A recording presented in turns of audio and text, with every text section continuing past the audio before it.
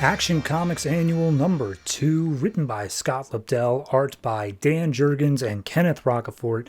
This is the beginning of Krypton Returns, which, dear Lord, okay, so previous prior reading that you need. The last issues for everything in the story was the Hell one-shot during the Villains Month, Superman 24, Supergirl 24, and Teen Titans Annual Number 2.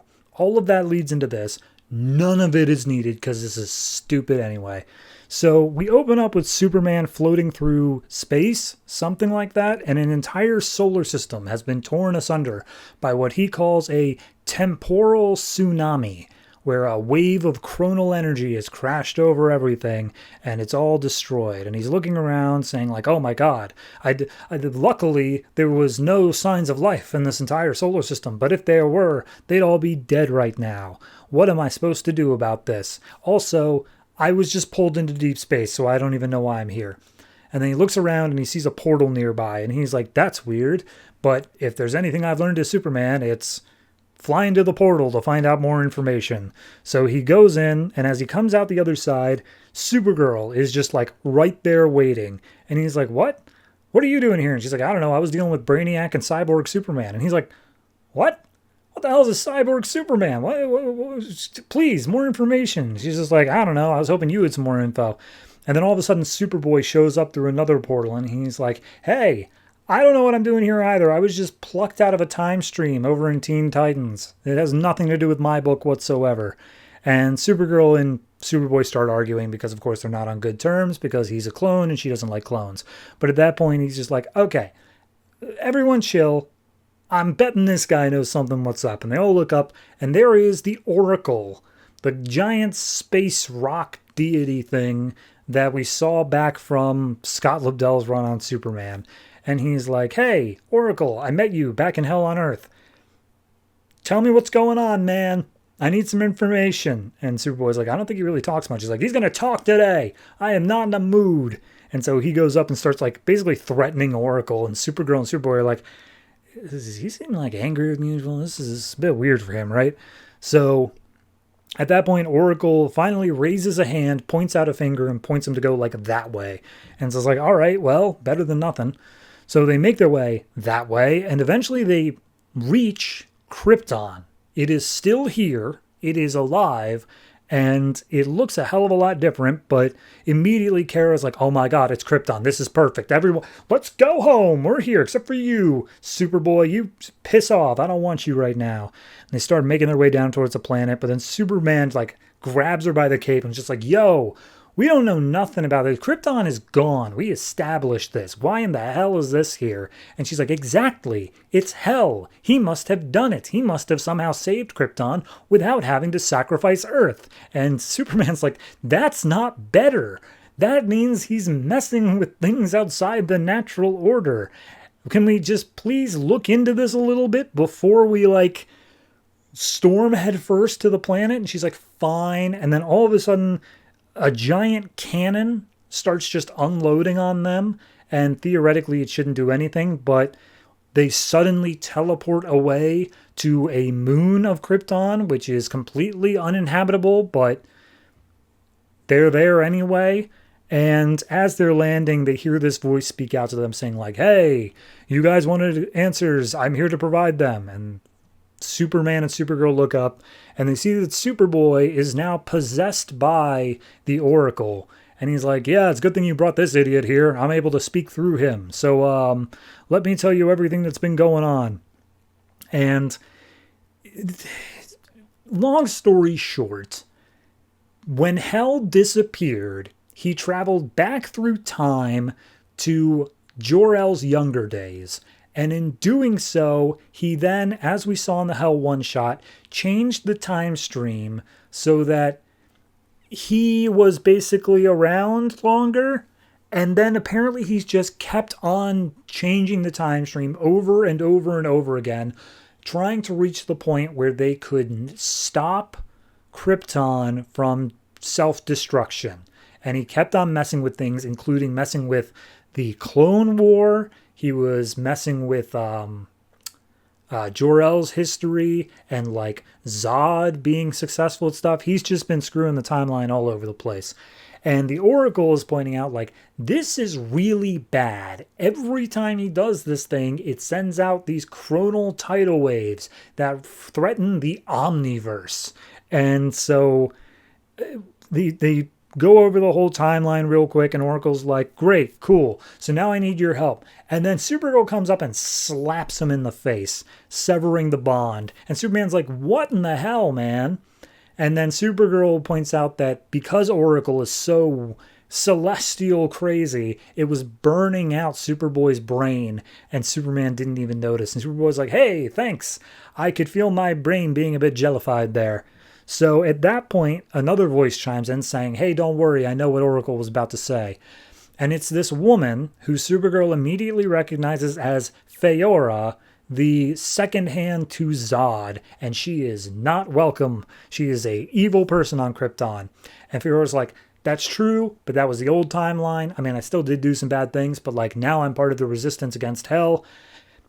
I need you to trust me, because otherwise it means the death of the Omniverse. And Superman's like, I mean, death of the Omniverse sounds pretty bad, Supergirl. And she's like, no, she could suck an egg. I hate her. But Superman reaches out, shakes her hand, and says, all right, deal, but you got to tell us what's going on. She's like, it's better if I show you. And so she starts leading them over the ridge, and we see that all of Krypton, on this moon at least, but she's saying all of Krypton, has been enslaved by Hell. He has put himself as the ruler of Krypton because he has all these special powers that, of course, none of these Kryptonians have under the Red Sun. So they are all imprisoned, and Superboy immediately sees this and just like, screw this noise. Nobody deserves this, even if this isn't the right timeline. So he launches an assault. Feora's like, you idiot. I have been living in secrecy away from Hell until we got to the point where you guys would come along and I can tell you about our time travel plan. Son of a bitch. So now all the guards have been made aware of their presence. They start coming up and attacking. And so Feora opens up 3 portals and she says, okay, here's the plan. Here's what this event is going to be in Superman, Supergirl, and Superboy number 25. Superman. Well, I'll start with Supergirl because she goes back farther. Supergirl. We need to go through the timeline and make sure that it is corrected at all the major points that Hell is messed up. So Supergirl, your first thing is you go back to the Clone War and you make sure that it goes the way it's supposed to go. And she's like, right.